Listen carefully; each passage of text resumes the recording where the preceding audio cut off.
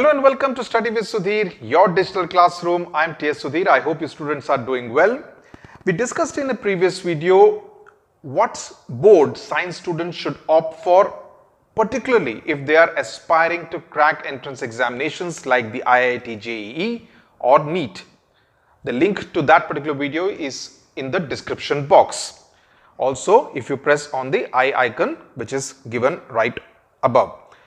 In this video, we will specifically look at those students who want to take the commerce stream and which board is best suited for you. Should it be CBSE or should it be the ISC or should it be any one of the state boards which are there in the country. Okay, so let's first understand the format of the commerce stream. So we'll start by looking at the CBSE, given the fact that close to 12 lakh students appear for the both class 11 as well as class 12 examinations individually, that is 12 lakh plus 12 lakh. Now you could choose the combination of subjects. Now listen to this carefully. You can choose the combination of subjects depending on your interest, one, and number two, what your school offers. Because many a times you may want to go in for a particular subject, but your school may not be offering that. So when you are choosing which school you are going to join, please also find out which are the different subjects they offer, especially in the optional category. Okay, so I'll come to that in a bit. CBSE, there are essentially three compulsory subjects. Now, which are the three compulsory subjects? Business studies, economics, accounts, plus English, which is of course compulsory. So these are the three mandatory subjects, if you may call: economics, business studies and accounts, and English, which are the four subjects in English. The fifth subject is the optional subject, and that depends on what you wish to choose, plus of course, as I said, what is available at the CBSE school that you are selecting to join. Now that could be maths. Maths is one subject which many choose, especially if they are good in maths. It could be legal studies. That's another option, especially for students who wish to pursue law at the undergraduate level. It could even be civics in some cases.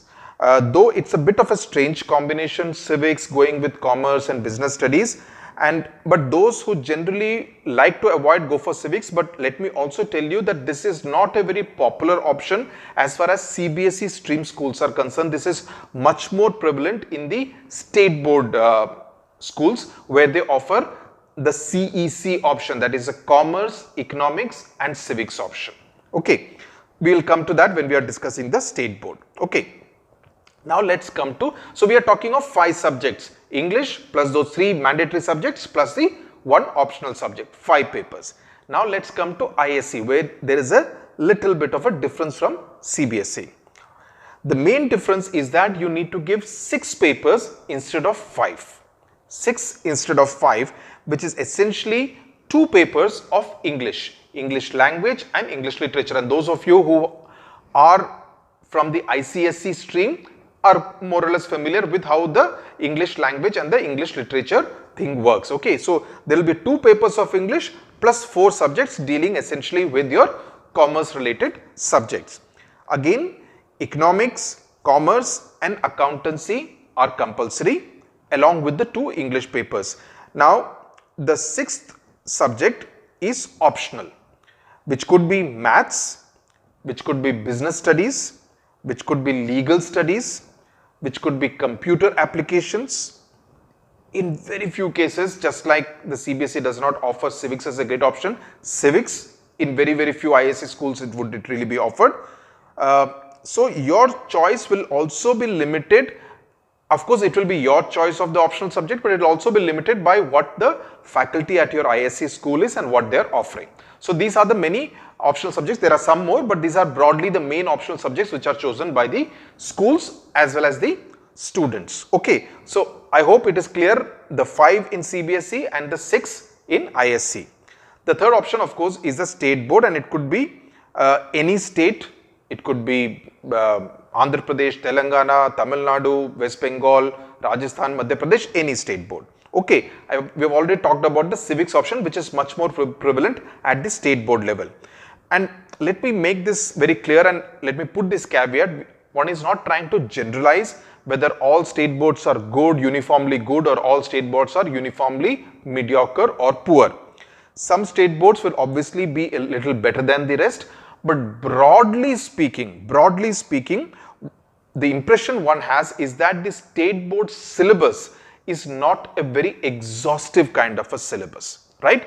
It does not kind of encourage the out of the box thinking that you may need commerce or even in science for that matter. Science, of course, we spoke about state board being better for a very different reason of the coaching institutes. But when it comes to commerce, the syllabus is not seen as exhaustive. It's not seen as something which encourages out of the box thinking. So in that sense, it does not prepare you well enough for the graduate level higher education, right? Also, in the manner in which the whole syllabus and the examination papers are structured, you can actually afford to leave out some chapters completely. So you can do selective studying. While some students may actually prefer something like that, what it does is that it does not kind of do justice to what you're actually aspiring to do. It does not make you a well-rounded student in the sense of having learnt and mastered the subject well enough. So that is a basic lacuna when it comes to the state board.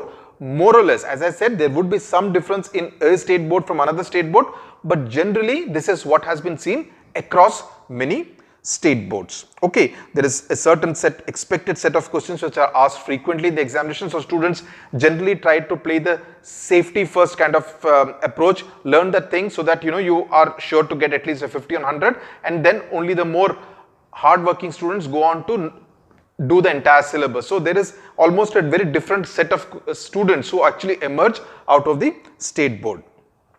One reason for that, of course, also is that most students in rural areas are the ones who actually enroll in the state board schools. So the ecosystem, the education ecosystem is also structured in such a way that the rural, the semi-rural kind of students do not feel left out in the entire process. They don't kind of get, it's not be like they find it extremely tough to navigate the entire syllabus. So for students who are aspiring to kind of become a chartered accountant, go on for such courses like CA, company secretary, or even to pursue an LLB kind of a degree, a state board may not be the best option, is my opinion. This is what many teachers and even students who are passed out of class 11 and 12 having done commerce and then gone on to pursue CA or BCom honors, even this is what they generally believe.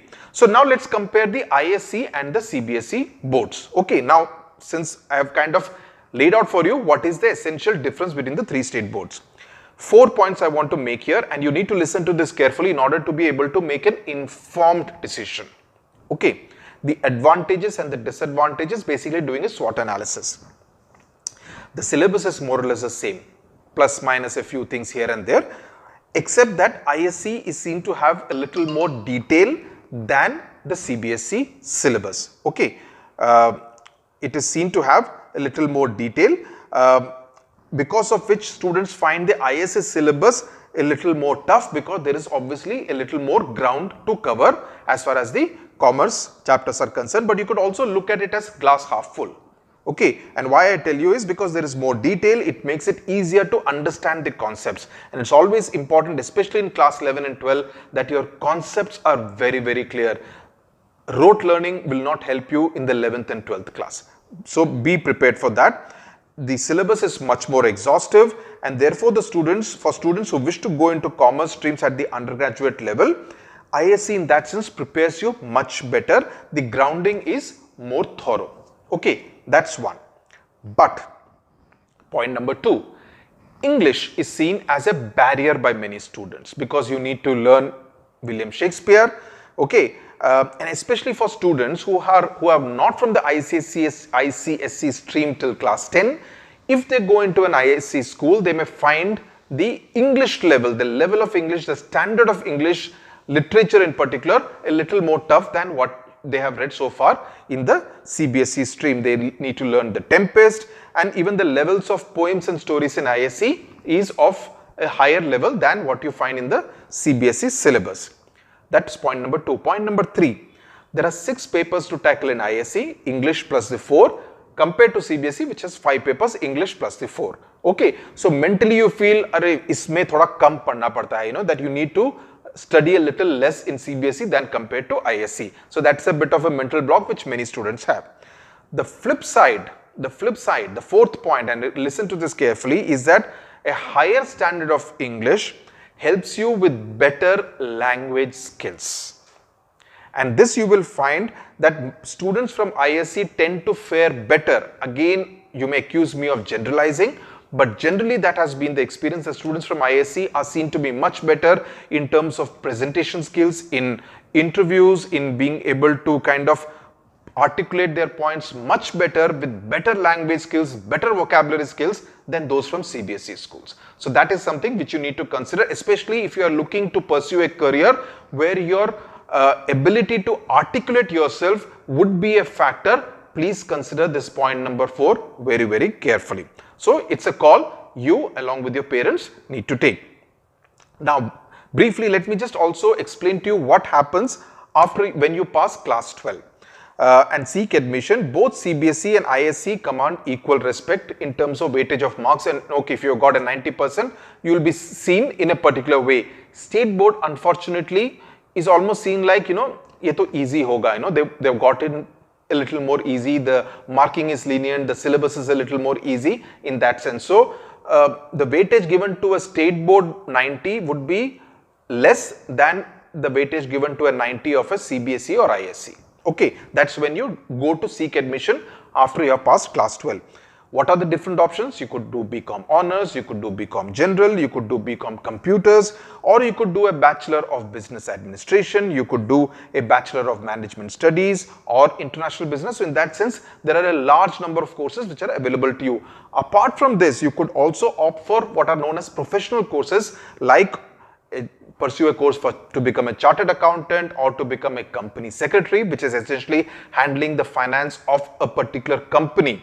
The options are many, or you could pursue law as well. So your choice of subjects, especially the optional,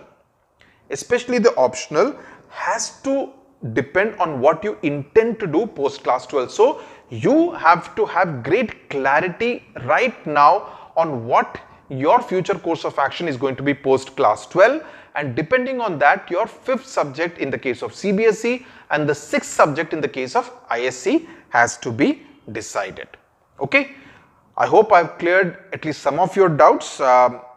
More doubts, I guess you should speak to some counselors who would also be able to throw more light on if you still have confusion over what you should do.